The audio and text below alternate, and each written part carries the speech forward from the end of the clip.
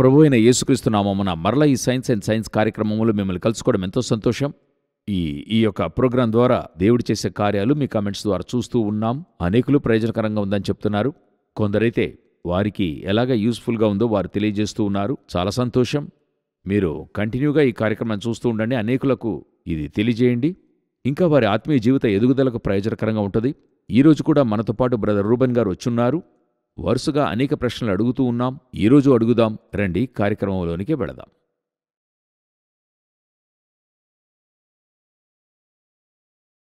మరలా ఈరోజు ఈ ప్రోగ్రాంలో కలుసుకోవడం ఎంతో సంతోషం. ఈ ప్రోగ్రాంలోకి వెళ్ళకముందు నేను మిమ్మల్ని ఒక ప్రశ్న అడగాలనుకుంటున్నా. మీరు ఎలాగ ఈ ప్రోగ్రాంలో వచ్చే కమెంట్స్ చూస్తున్నప్పుడు మీరు ఎలా ఫీల్ అవుతున్నారు? పెట్టిన కమెంట్స్ అన్నిటిని కూడా యూజువల్గా వచ్చిన వెంటనే చూస్తాను. సో ఐ థింక్ కమెంట్ ఎప్పుడు వేస్తారంటే వారు అది చూడకుండా వేయరు ఎవరు. సో మంచి విధంగా గాడ్స్ గ్రేస్లో రీచ్ అవుతున్నట్టుగానే అనిపిస్తుంది. సరే, కొన్ని నెగటివ్ కమెంట్స్ ఇందులో అంతగా ఎవరూ పెట్టలేదు. నా ప్రోగ్రాంకి వస్తుంటాయి, ఈ ప్రోగ్రాంకి రావడం లేదు. నెగటివ్ కమెంట్స్ మీరు ఎలా ఫేస్ చేస్తారు? అదంతగా లెక్క చేయండి నేను. ఓకే, కొన్నిసార్లు నెగటివ్ కామెంట్స్ అన్నవి ఎంతో బాధ పెడుతుంటాయి. కొందరిని విసుగుతో కూర్చుండిపోతారు. మీరు అది ఎలా తీసుకుంటారనేది అడుగుతున్నాను నేను. పనికెళ్ళిన కొత్తలో నేను సేల్స్లో ఉండాను.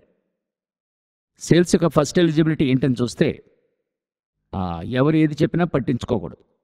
సో అందువల్ల దేవుడు సిద్ధపరిచాడనే నమ్ముతున్నా, ఎలాగున్నా కానీ. నేనిప్పుడు అది నమ్ముతా. ఒక సేవ చేయడానికి ముందుగా దేవుడు రెడీ చేసి తీసుకొస్తాడు. సో ఎంతో సంతోషం.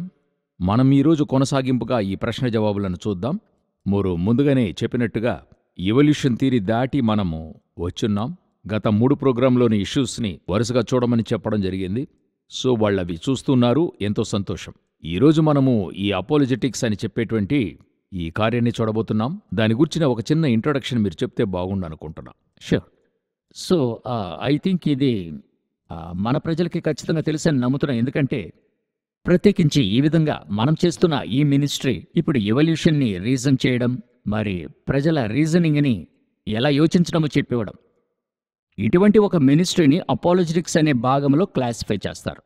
ఓకే, ఎలా ఇవాంజలిజం, అలాగే బైబిల్ టీచింగ్, ఈ విధంగా ప్రాఫెటికల్ అటువంటి ministry, healing ministry, deliverance ministry, ఈ విధంగా పలు విధాలు ఉన్నట్టుగా ఓకే, ఈ యొక్క మినిస్ట్రీని అపాలజెటిక్స్ మినిస్ట్రీ అని చెప్తారు. సరే. ఇందులో చాలా ఈరోజు ఎస్పెషల్లీ యూత్కి, స్కూల్లో చదివేవారు లేక కాలేజీలో చదివేవారికి, యంగ్స్టర్స్కి ఈ మినిస్ట్రీలో అధికంగా ఇష్టమూ ఉంది, లీనమవడం జరుగుతుందన్నమాట. లీనమవుతూ ఉన్నారు. ఎందువల్ల ఇది నేర్చుకోవడం అవుతుందంటే ఇప్పుడు ఎవల్యూషన్ కానివ్వండి లేక ఏథిజం కానివ్వండి, ఈరోజు ఇది కాఫీ టేబుల్ డిస్కషన్ అయ్యింది. కాఫీ టేబుల్ డిస్కషన్ అంటే సాధారణంగా ఒక దగ్గర కూర్చొని మాట్లాడేప్పుడు కూడా దీని గురించి మాట్లాడే విధంగా మాట్లాడే స్థాయికి వచ్చేసింది. ఓకే, ఇప్పుడు వాళ్ళు ఏదో ఒక పని చేస్తూ ఉంటారు, లేక స్కూల్లో చదివేప్పుడు అటువంటి సమయంలో ఇటువంటి టాపిక్స్ జనరల్గా మాట్లాడని ఆరంభించారు. కానీ ఇది ఒక రీతిలో అభివృద్ధి అని అనుకుంటున్నా. ఏంటంటే వీటి గురించి మాట్లాడటం మంచిదని అనుకుంటున్నా. ఏ విధంగా అని చెప్తాను, అటు తర్వాత మీరు ఎక్స్ప్లెయిన్ చేయండి. ముందు నేను స్కూల్లో చదివేప్పుడు సినిమా కథలే అప్పుడు మాట్లాడుతూ ఉండేవారు. అప్పుడు సినిమా తప్ప వేరే ఇంకేది కూడా తెలిసేది కాదు. అది మించితే క్రికెట్, కపిల్ దేవ్, గవాస్కర్ అనేదే తప్ప వేరే ఇంకేది కూడా తెలియదు. ఇప్పుడు చాలా ఈ యొక్క సోషల్ మీడియా వచ్చిన తర్వాత చాలా విషయాలను గూర్చి అన్వేషిస్తూ ఉన్నారు. కొన్ని విషయాలైతే ఒక యంగ్స్టర్ మాట్లాడడం చూస్తే 8 నుండి 10 సంవత్సరాల అబ్బాయి మాట్లాడుతున్నప్పుడు వాడు మరి చెప్తున్న విషయం, నేను ఓసిడి ప్రాబ్లంలో ఉన్నానంటున్నాడు. నాకు అటువంటి ఒక విషయమే తెలియదు, అది ఎలాగరా నీకు తెలుసు అని అడిగినప్పుడు గూగుల్లో చూశానన్నాడు. వాడి డిస్కషన్ యొక్క స్టాండర్డ్ లెవెల్ అనేది ఉంది కదా, అది మారిందంటున్నా. బట్ మీరు చెప్తున్న ఆ డిస్కషన్ ఎటువంటిదని చెప్పండి. సో ఇటువంటివి చాలామంది చూస్తూ ఉన్నారు, ఏం మాట్లాడుతున్నారు అనేది తెలుసుకుంటున్నారు. ఇందులో మన ప్రజలు ఏం చేస్తారంటే, అనేక బిలీవర్స్ సైంటిఫిక్గా క్వశ్చన్ అడుగుతున్నారు. అప్పుడు సైంటిఫిక్గా నాకు తెలిస్తేనే దానికి ఆన్సర్ చేయగలను అని చెప్పి పెద్ద పెద్ద ఈ ఏథిస్టిక్ ఎవల్యూషన్ ప్రమోట్ చేసే ఈ విధంగా సైంటిస్టులు, బయాలజిస్టులు లైక్ రిచర్డ్ హాకిన్స్ వంటి వారు మాట్లాడినవి మరి వింటున్నారు. ఇందులో ఒక విషయం సాలిడ్గా చెప్పాలనుకుంటున్నా, ఇదొక slippery slope. Okay, slippery slope అంటే జారిపోతున్న దారిలాగా. అవును, ఎంతో జారిపోతున్న ఒక దారిలాగానే కేర్ఫుల్గా లేకపోతే అవతల వారిని కాపాడటానికి బదులు మనం జారిపడతాం. అంటే మీరేం చెప్తున్నారంటే అన్ని డిస్కషన్స్ ఆరోగ్యమైనవి కావు. వినడం అనేదే ఎవరైనా కానీ బిలీఫ్ నుండి వైదొలగేంతగా పోవడానికి ఛాన్స్ ఉంది. కొన్నిసార్లు మనము ఎలాగంటే ఇప్పుడున్న వారి మైండ్ సెట్ చెప్తున్నా, అధికంగా వినే కొద్దీ ఉత్తర ప్రత్యుత్తరమైనవి కావు. అధికంగా వినేటువంటి స్థానంలో ఉన్నారు ఈరోజు. వినాలని ఆశపడుతున్నారు. చాలా విషయాలు తెలుసుకోవాలి. మనం ఒక ఎపిసోడ్లో కూడా మాట్లాడాం. అవసరమైనవి తెలుసుకుంటే మనకి చాలు, అవసరం లేనివి ఎందుకు తెలుసుకోవాలి, అవి ఒక ట్రాష్ లాగా మనకు అవసరం లేకుండా కూర్చుని ఉంటాయి మైండ్లో, అవునా? సో ఆ విధంగా అవసరం లేని విషయాన్ని వినడం అవాయిడ్ చేయడం మంచిదని చెప్పుకున్నాం.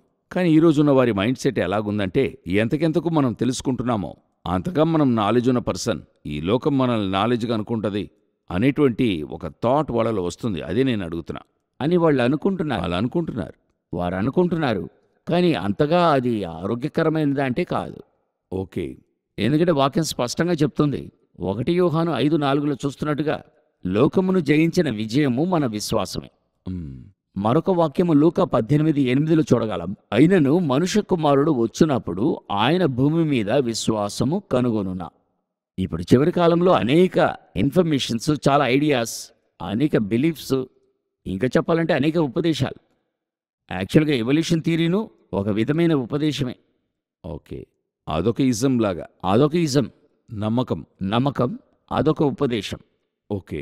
ఎలాగా ఒక స్పిరిచువాలిటీలో అబద్ధ ఉపదేశం ఉందంటున్నామో, ఇది ఒక విధమైన అబద్ధ ఉపదేశం.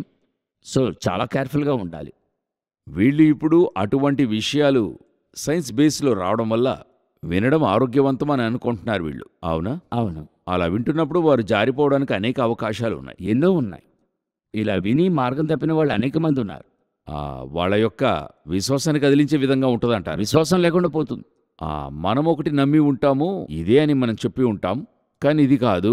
సైన్స్ అనేది, ఎవల్యూషన్ థియరీ అన్నది సైన్స్లో నిజములాగా అక్కడ వాళ్ళు చూపించడం.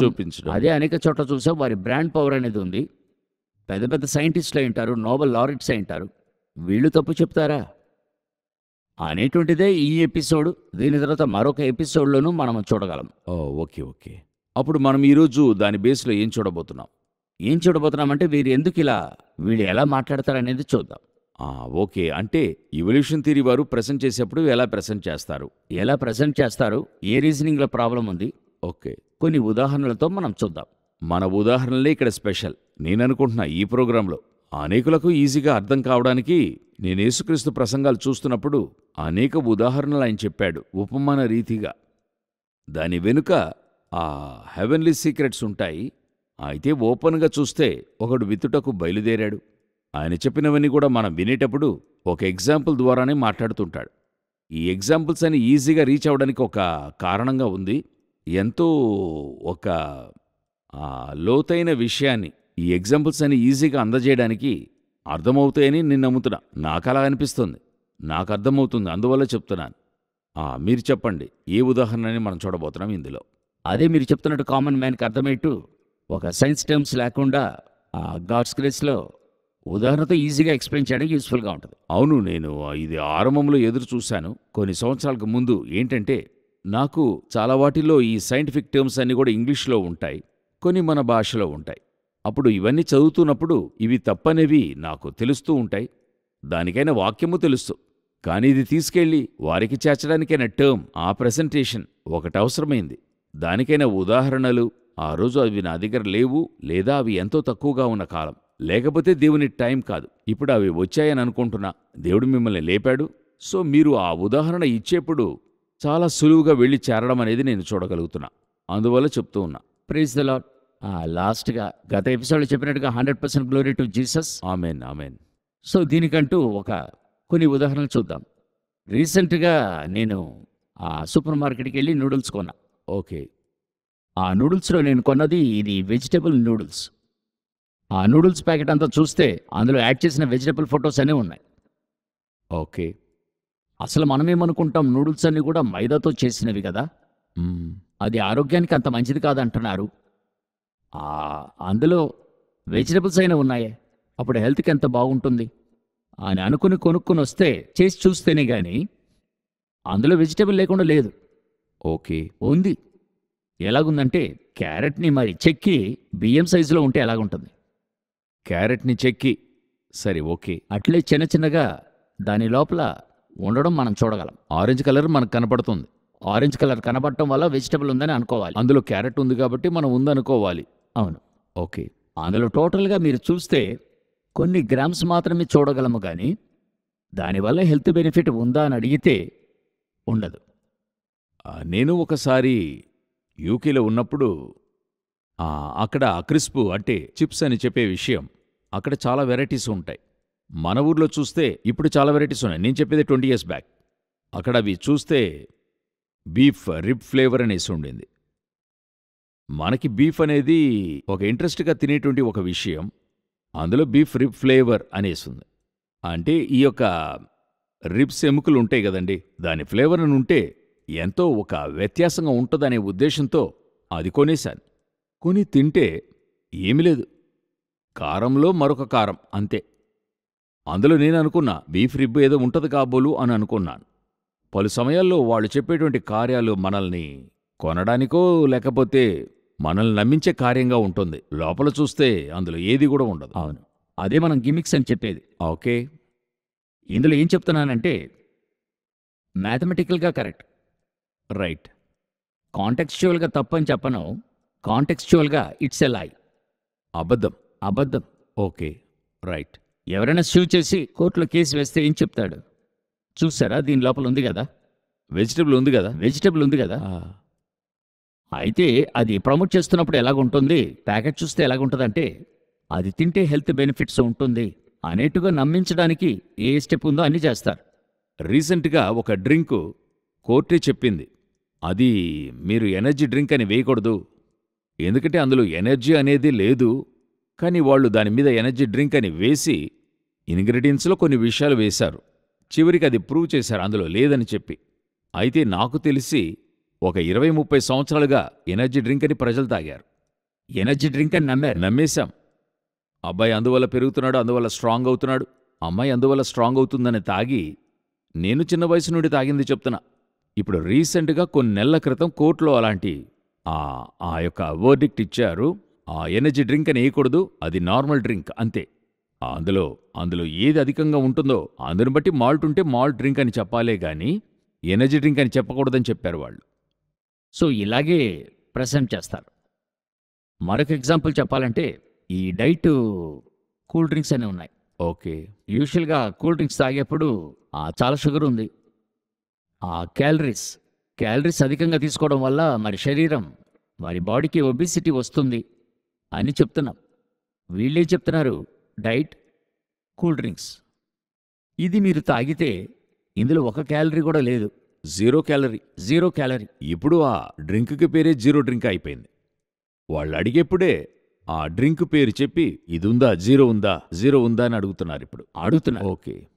మ్యాథమెటికల్గా చూస్తే కరెక్ట్, క్యాలరీ మీటర్ అనేది ఒకటి ఉంది, అందులో ఇది పోసి మీరు చూస్తే క్యాలరీస్ 0గా ఉంటాయి. మరొక ఎనాలజీ చెప్తా. 1 కిలో యాపిల్ మీరు తింటే ఒక 250 క్యాలరీలు ఉంటాయి. ఖచ్చితంగా ఉంటుంది. దానికంటే ఇది మంచిదా? అప్పుడు 0 క్యాలరీ అంటే యాపిల్ కంటే ఈ డ్రింక్ మంచిదన్నట్టు అయింది. లెక్క ప్రకారంగా మంచిదిగానే తెలుస్తుంది. అవును, అందులోనే ఇన్ని క్యాలరీస్ ఉన్నప్పుడు ఇందులో ఖచ్చితంగా ఎంత మాత్రం కూడా. ఇందులో వీరేం చేస్తారు, ఈ 0 క్యాలరీ స్వీట్నర్ అంటాం కదండి, అది యాడ్ చేస్తారు వీళ్ళు. ఓకే. క్యాలరీ ఉండదు. అయితే ఇప్పుడు 2024 సంవత్సరంలో WHO వచ్చి ఇది అవాయిడ్ చేయండి అనే ఒక గైడ్లైన్సే ఇచ్చారు. ఇది బాడీకి మీకు మంచిది కంటే చెడు ఎక్కువగా చేస్తుంది. The artificial sweetener. ఓకే. ఇప్పుడు యోచించండి, 0 క్యాలరీ ఐటెం ఎందుకు తీసుకుంటున్నామంటే ఒంటికి మంచిదై ఉండాలి. క్యాలరీ పెరిగి అందువల్ల ఒబేసిటీయో ఒళ్ళు బరువు ఎక్కకూడదు అనే థీమును బట్టే మనం తీసుకుంటున్నాం. అయితే దీని పరిణామాలు చూస్తే ఇది ఒంటికి చెడే క్రియేట్ చేస్తుందనేది దీని నిదర్శనం. దానికి బదులుగా వేరొకటి వస్తుంది. అవును.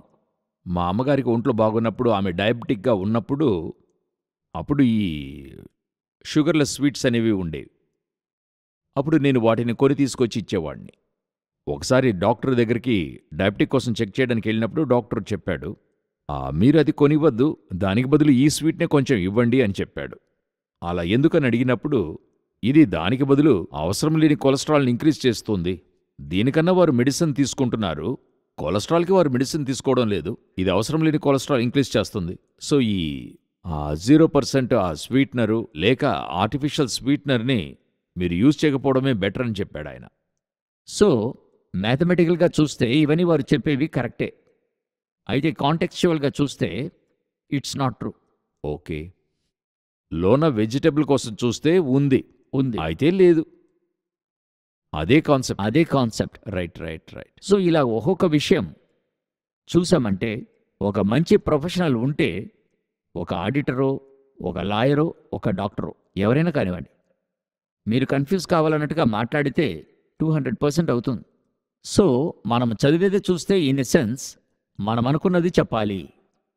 అది వచ్చి చట్టరీతిగా కరెక్ట్గా చెప్పాలి, మనకిష్టమైంది చెప్పాలి. అందుకోసమే మనం చదివేది. ఓకే.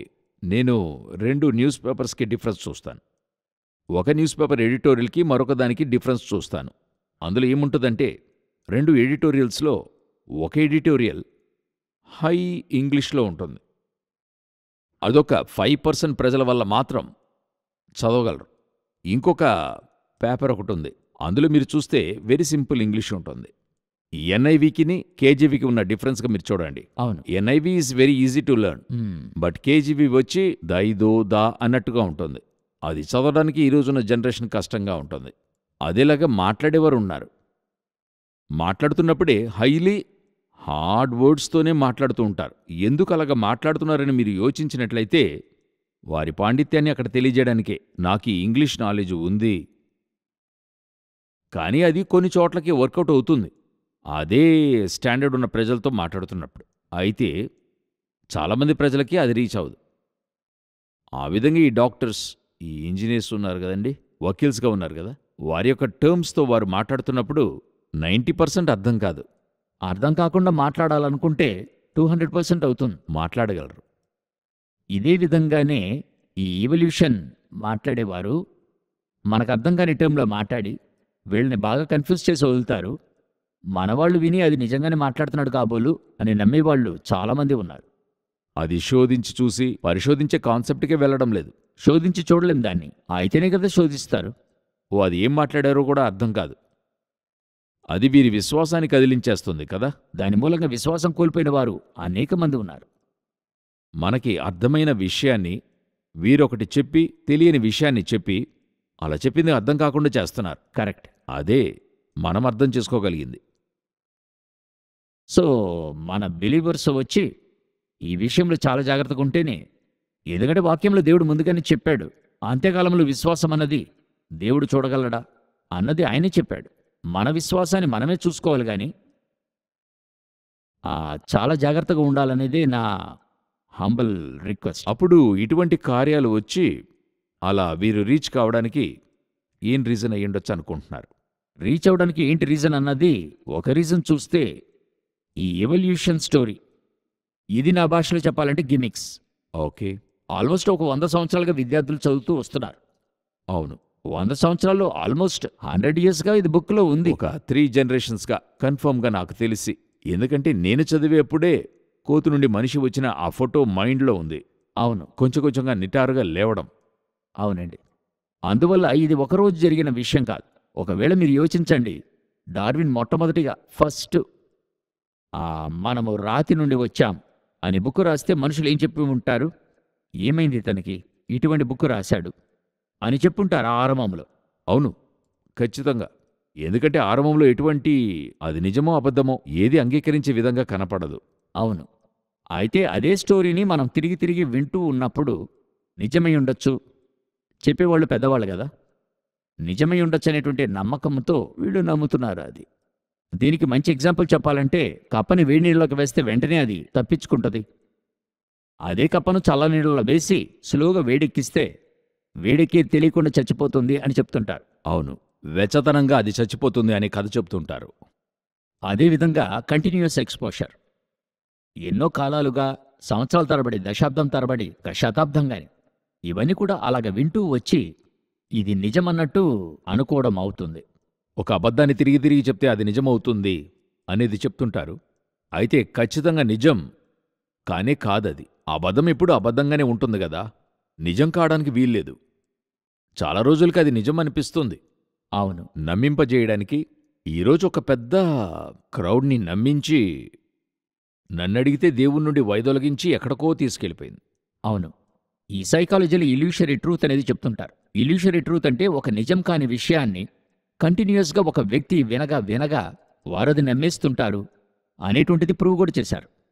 ఇప్పుడు ఈ ఎవల్యూషన్ థియరీ 100 సంవత్సరాలుగా ఆ పెద్ద మనుషుల సహాయంతో సైంటిస్టు వీళ్ల సహాయంతో ఇది మరో ఘట్టానికి చేరుకుంటూ ఈరోజు చాలామంది ఇదే సరి అంటున్నారు. సరి, వారు నమ్మేది ఒకవైపు ఉండనివ్వండి. మన ప్రజలు, విశ్వాసములో బాగా వృద్ధి అయిన విశ్వాసులు, బైబిల్ బాగా చదివే వారికి కూడా సాధ్యమైతే ఏర్పరచబడిన వారిని సహితము మోసపరుచుటకు అని మత్తయి 24:24లో ఉంది. ఇప్పుడు అందులో వాక్యం చాలా బాగా ఉంటుంది.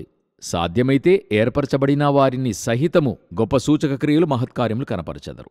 సూచక క్రియలంటే సైన్స్ అని మనం చెప్తాం కదండి. సూచక క్రియలు. ఈరోజు వీళ్ళు గొప్ప సూచక క్రియ, కనబడని కార్యాన్ని, మాయ అయిన సూచక క్రియను, మీ భాషలో చెప్పాలంటే అబద్ధమైన కార్యాన్ని ఒక్కొక్కటిగా చెప్పి ఈరోజు విశ్వాసులనే వాళ్ళు కదలింపజేస్తున్నారు కదా. ట్రూ. ఇంకొకటి ఏం చెప్తున్నారంటే, లోకంలో ఉన్న 3-4 మతాలను మేజర్ రిలీజన్స్ అంటున్నారు. ఒక 3-4 ఉన్నాయి. ఆ మేజర్ రిలీజన్లో సైంటిఫిక్ ఏథిజంను ఒక రిలీజియన్గా తేవడానికి ఆ నెంబర్స్ పెరిగాయని చెప్తున్నారు. ఏతిజం అన్నది వృద్ధి కావడానికి ఈ సైంటిఫిక్ ఏతిజం ఎంతో హెల్ప్ఫుల్గా ఉంది. అదొక మతమే, అదొక నమ్మకమే, అది చెప్తున్నా.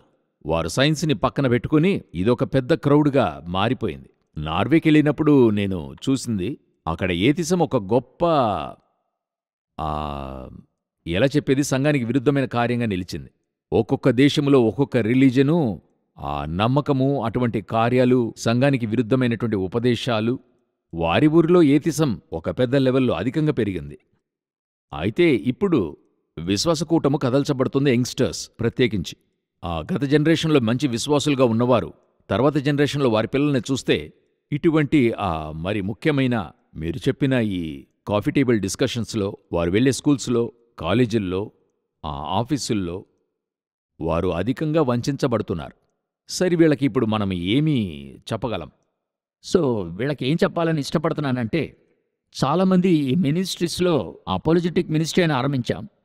చాలామంది ఏమనుకుంటారంటే, సైన్స్లో ఒకరు ఈ విధమైన ఒక బాధింపుగా ఇటువంటి థీరీని నమ్మి వారు విశ్వాసాన్ని కోల్పోయింటారు. వారికి సైంటిఫిక్ డేటా తెలిపి తిరిగి తేవచ్చు అనుకుంటారు. అయితే అది చేయగలమా అంటే టెక్నికలీ నాట్ పాసిబుల్. కొంత వివరంగా చెప్పండి. ఒక చిన్న ఎగ్జాంపుల్ చెప్పాలంటే, ఒకరు ఊబిలో ఉన్నారనుకోండి. అతను ఊబిలో చిక్కున్నాడు. అతనితో చెప్తున్నాను, చేతిని ఇలాగ మీరు మోపుతూ ఉంటే మీరు బయటికి రావచ్చని చెప్తున్నా. ఏదో ఒక టెక్నిక్ చెప్తున్నా. అయితే బయటికి రావచ్చా అని అడిగితే కుదిరితే వచ్చేస్తాడు కదా. వీళ్ళ దగ్గర ఏంటి ప్రాబ్లం అంటే, క్వశ్చనో ఆన్సరో ప్రాబ్లం కాదు, కామన్ సెన్స్ అని చెప్తున్నాం కదా, ఆలోచన విధానం. దానికి మరో ఎపిసోడ్లో డీటెయిల్డ్ ఎక్స్ప్లెనేషన్ చూద్దాం. ఆ ఆలోచించే విధానంలో రేషనాలిటీ అనేదే లేకుండా పోయింది ఇప్పుడు. నాకే ఇంకా అర్థం కాలేదు, ఇంకా కొంచెం వివరించి చెప్పండి. సో ఇప్పుడు మనం ఒక విషయాన్ని అర్థం చేసుకోవాలంటే సెన్స్ అనేది యూజ్ చేసి తెలుసుకుంటాం. ఓకే, అదే కామన్ సెన్స్, ఆ ఆధార జ్ఞానం అని చెప్తాము. ఓకే. ఇప్పుడు ఈ బిలీఫ్లో ఉన్నవారు మట్టుకైతే వీళ్ళకి క్వశ్చనో ఆన్సరో ప్రాబ్లం కాదు.